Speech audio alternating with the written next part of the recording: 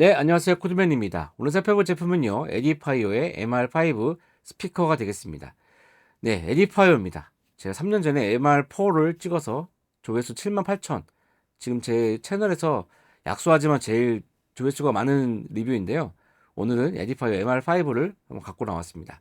네, 에디파이어 다들 가성비 스피커로 많이 알고 계셨죠? MR4. 그래서 저도 많이 추천을 드리고 많은 분들이 구입을 하신 걸로 알고 있어요. 하지만 사실 그 MR5가 프로그레이드에는 근접할 수 없는 그런 퀄리티였는데 이 MR5가 그래도 MR4보다는 확실히 더 나은 면이 있더라고요. 그래서 오늘 이렇게 리뷰를 찍게 되었고요. 오늘 스펙과 그 다음에 측정한 자료들 보면서 제가 그 처치했던 느낌들 그리고 어떤 점들을 좀 보완해서 이 제품으로 음악을 들으실 때 어떻게 하면 좀 더 좋은 음질로 들으실 수 있을지 오늘 한번 그것에 대해서 한번 나눠보도록 하겠습니다. 네, 먼저 외형부터 살펴보도록 하시겠습니다. 자, 이 스피커 보시면은 얼핏 보면은 그냥 2웨이입니다. 2웨이지만 이 스피커는 엄연히 3웨이 제품입니다.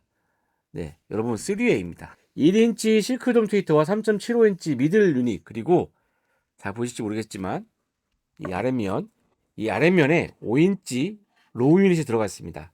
그렇게 해서 3웨이 제품으로 나왔는데요. 3웨이 치고 상당히 컴팩트하죠.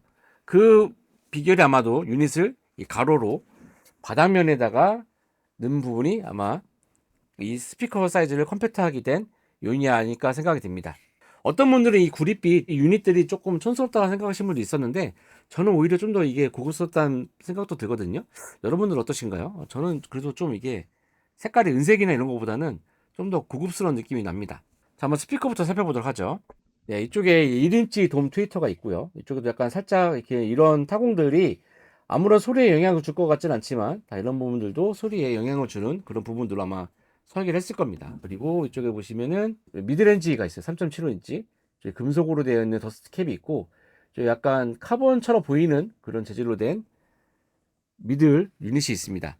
그리고 이쪽에 네, 억스입력 단자, 헤드폰 단자 그리고 이쪽에 볼륨을 조절하는 전원 스위치와 볼륨 조절하는 노브가 달려 있고요. 네, 화면을 보시면 이쪽에 포트가 위치해 있고요. 그 다음에 이쪽에 RCA 입력과 TRS 입력 그리고 XLR 입력까지 이번에 추가가 됐습니다. 여기 보시면 스튜디오 모니터라고 되어 있잖아요. 밸런스 입력을 확실하게 지원하는 모습을 보실 수가 있습니다. XLR과 TRS, 그 RCA도 지원하고 있고요. 10kHz와 그 다음에 125Hz를 조정하는 이퀄라이저가 있고요. 또 앱을 이용해서 이렇게 다양하게 스피커를 조정하실 수가 있게 됩니다.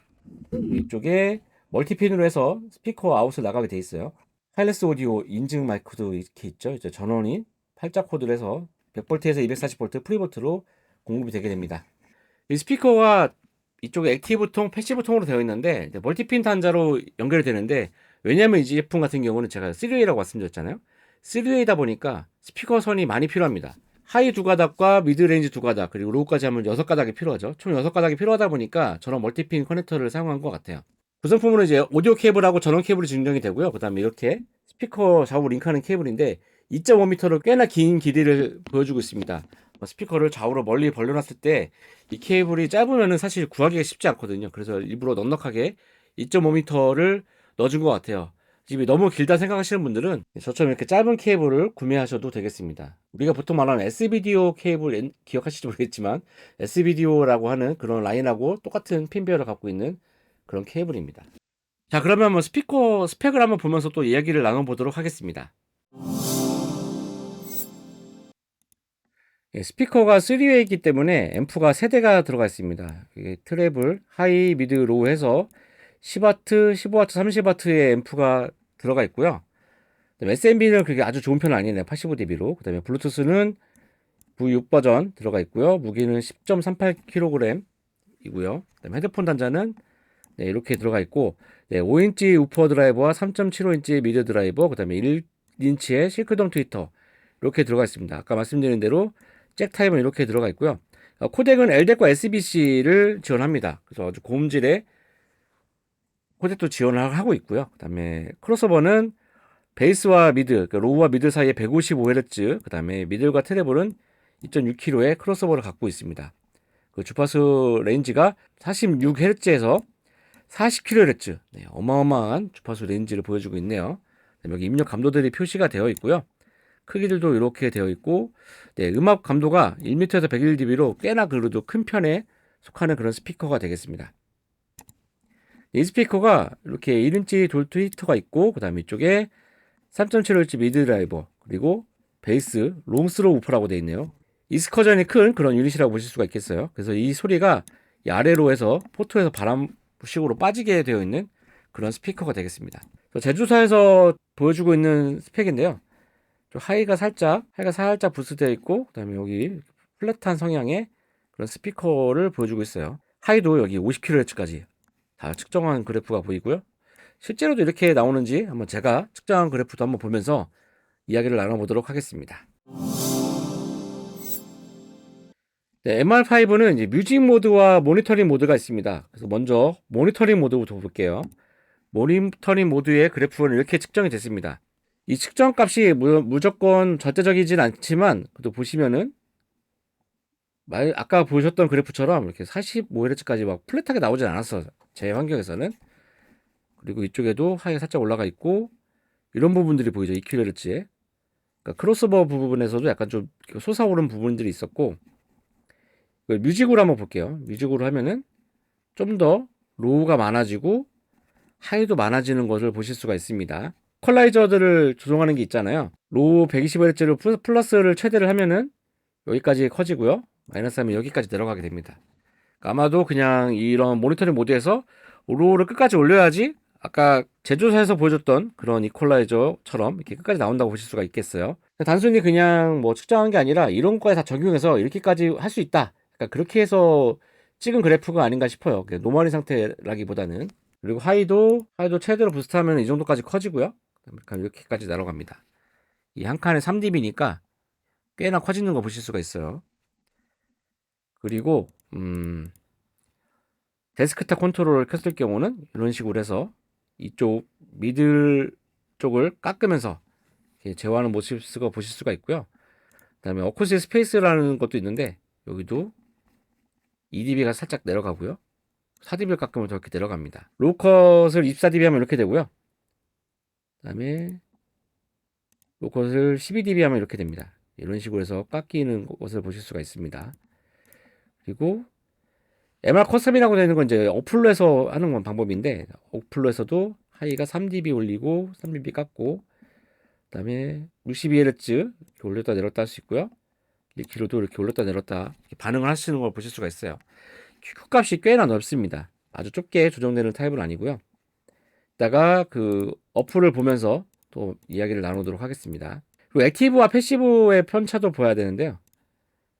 액티브와 패시브의 편차는 약간 이 정도는 낮습니다. 이 정도면 거의 없다고 봐도 무방할 정도로 액티브와 패시브의 편차가 없다라고 보실 수가 있겠어요. 제 환경이 뭐 무향실이나 그런 게 아니기 때문에 뭐 스피커의 마이크 각도가 조금이라도 벗어나면 조금씩 바뀌거든요. 그렇다 보니까 이 정도면 아주 훌륭한 수치를 보실 수가 있어요. 아까 보셨던 이런 된 이 모드를 봤을 때는 이런 부분들만 좀 정리를 하면은 아주 훌륭한 스피커들이 되겠죠. 여기 부분, 이쪽 부분 이런 데를 좀 정리해 주면은 아주 시원시원하게 하이까지 다 뻗어 있고요. 로우도 굉장히 잘 나오고요. 그런 스피커라고 보실 수가 있겠습니다. 하이도 아주 밝게 시원하게 잘 나오는 스피커인데 로우가 제가 아래면에 있다고 말씀드렸잖아요. 아래면에 있다 보니까 책상 진동으로 꽤나 많은 진동이 나오더라고요. 그래서 책상에 막 진동이 느껴지는데 이런 스피커를 쓰실 때는 이런 스피커 방진할 수 있는 제품들을 꼭 같이 사용하시는 게 이 스피커를 샀을 때 좀 더 좋은 음질을 들으실 수 있는 그런 팁이 되겠습니다. 이런 거 꼭 아이스퍽이 아니더라도 이런 방진 할 수 있는 이런 거를 꼭 쓰시면은 책상 진동을 좀 더 줄일 수가 있어요. 아니면 스피커 스탠드를 쓰시거나요. 스피커 스탠드 쓰시더라도 이런 거 하나씩 깔고 쓰시면은 좋을 것 같습니다. 자, 그럼 한번 어플도 한번 보도록 하겠습니다. 네. 이렇게 되어 있고요. 사운드 효과를 모니터링으로 하게 되면은 이 스피커 앞에가 전면부가 모니터링 모드일 때는 이제 빨간불이 들어오고요. 뮤직 모드일 때는 이렇게 초록불이 들어오고요. 그다음에 커스텀일 때는 이렇게 흰불이 들어오게 됩니다. 이거를 여기서 눌러서도 설정하실 수가 있고요. 이렇게 바뀌죠. 커스텀, 모니터링, 뮤직 이렇게 바뀌게 되어 있습니다. 이것도 앱에서 이렇게 조정이 가능하고요. 모니터링으로 놓고 나가게 되면은 이쪽에 어쿠스틱 튜닝 아까 제가 측정했던 것들 로우 컷 주파수, 그다음에 슬로프를 얼마까지 조정할 수 있는지 그런 것들을 다 설정할 수가 있습니다. 생각보다 아주 자세하게 되어 있고요. 데스크탑 컨트롤도 여기서 켜고 끌 수가 있고요. 초기화하는 거 가능하고요. 그다음에 볼륨 조절도 여기서도 할 수 있지만 여기서도 가능하고요. 여기서 돌려서도 똑같이 적용이 됩니다. 이쪽에 가시면은 좀 더 자세한 것들, 오디오 채널도 액티브를 어느 쪽으로 할 거냐, 액티브를 왼쪽으로 할지 오른쪽으로 할지 이런 것도 설정할 수가 있고요. 절전 모드도 설정할 수가 있습니다. 15분 정도가 지나면 자동으로 꺼지는 기능. 그리고 블루투스 장치도 이렇게 연결된 거 표시가 되고요. 그다음 신호음, 블루투스 연결음 뭐 이런 것들, 전원 끄는 것도 여기서 끌 수가 있어요. 켜는 건 안 되고 여기서 끄는 걸 할 수가 있습니다. 블루투스 설정, 해제하는 것도 여기 있고요. 공장 초기화하는 부분 여기 있습니다. 그리고 이걸 이제 커스터마이즈로 가게 되면은 이쪽에 화살 표시가 생기죠. 이걸 누르시게 되면은 이렇게 이퀄라이저가 나옵니다. 이렇게 해서 내가 원하는 것을 저장을 하실 수가 있어요. 이쪽에 저장을 해가지고 효과 파일 만들기, 그럼 여기다가 내가 이렇게 새로운 이름으로 효과를 해서 저장을 하면은 이런 식으로 저장이 되는 거죠. 이런 식으로 해서 요게 저장이 되고 삭제 삭제 이렇게 해놓은 상태에서 이게 저장이 되는 거군요. 이렇게가 하면 저장이 되는 거고, 하나 덜 만들면은 요거는 이제 아무것도 없는 거, 현재 상태가 저장이 되는군요. 이런 식으로 해서 이 커스텀도 이 모니터링 모드를 놓고 커스텀을 하는 게 있고, 그다음에 뮤직 모드를 놓고 커스텀을 할 수가 있게 되어 있네요. 네. 그런 식으로 해가지고 EQ 조정할 수가 있게 돼요. 아주 좀 더 디테일하게. 근데 이게 굉장히 슬라이드가 길어서 많이 깎일 것 같지만 플러스 마이너스 3dB가 최대입니다. 움직일 때마다 그 움직일 때마다 햅틱 반응이 오고요. 하면서 조정이 되고요.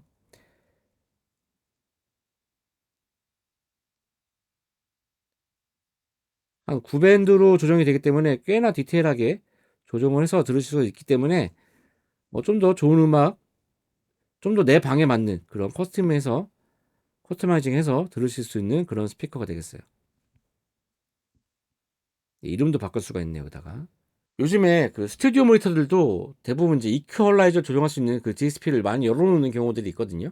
아니면은 이제 자동 룸 튜닝 기능, 뭐 ARC라든지 아니면은 사운드 아이디 또는 GLM, 뭐 노이만의 MA1 같은 그런 기능들을 탑재하고 있는데, 에디파이어 같은 이런 스피커에서 이렇게 DSP를 많이 열어주고 또 커스터마이징 해서 이퀄라이저 같은 것들을 조정할 수 있게 된다는 것은 굉장히 좀 고무적인 것 같습니다.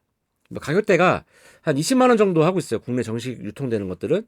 직구하는 것들은 한 16만 원 정도 하고 있는데, 아무래도 그냥 4만 원 차이 정도라고 하면은 부담이 좀 될 수 있긴 하지만 그래도 국내 AS가 가능한 국내 정품을 쓰는 것이 어떤가 하는 생각이 들고요. 제가 이거 리뷰하기 전에 꽤나 오랫동안 음악을 들었었습니다. 한 달 정도 쭉 들었었는데 제가 좀 리뷰를 좀 늦게 찍는 바람에 좀 까먹긴 했지만 상당히 되게 매력적인 스피커였습니다. 아까 말씀드린 대로 로우 대역들 좀 많이 색상의 진동이 퍼져서 사운드 이미지가 좀 흐려지는 부분들이 있었는데, 그거는 아까 말씀드린 그런 ISO 퍽이라든지 그런 방진 그런 제품들을 사용해서 좀 제어를 해주면은 좀 더 단단하고 명확한 저음도 들으실 수 있는 그런 스피커가 되겠어요. 예전에 MR4 같은 경우에는 제가 믹싱을 추천을 드리진 않았어요. 근데 이 스피커 같은 경우는 아주 프로페셔널 그런 분들이 아니고 약간 입문자시라고 하신다면은 저는 이 제품 추천해 드리겠습니다. 이 3웨이에다가 그 로우까지 그렇게 되어 있는 스피커가 많이 그게 드물거든요. 그래서 가능하시면은 뭐 튜닝을 직접 측정해서 하실 수 있으면 좋겠지만, 그것이 안 되신다 하시더라도 뭐 이퀄라이저 같은 것들이 많이 되니까 그걸 통해서 내가 레퍼런스 음악 같은 거 틀어놓고서는 좀 더 조정을 해서 들으실 수 있는 그런 스피커가 되겠어요. 다만 아쉬운 점은 USB 오디오가 안 된다는 게 좀 아쉽긴 해요. USB 오디오까지가 된다고 하면은 아주 최고의 입문용 스피커가 아닐까 하는데, 그런 부분은 조금 아쉽긴 합니다. 네, 오늘 영상은 여기까지고요. 다음에 더 좋은 영상으로 찾아뵙도록 하겠습니다. 안녕.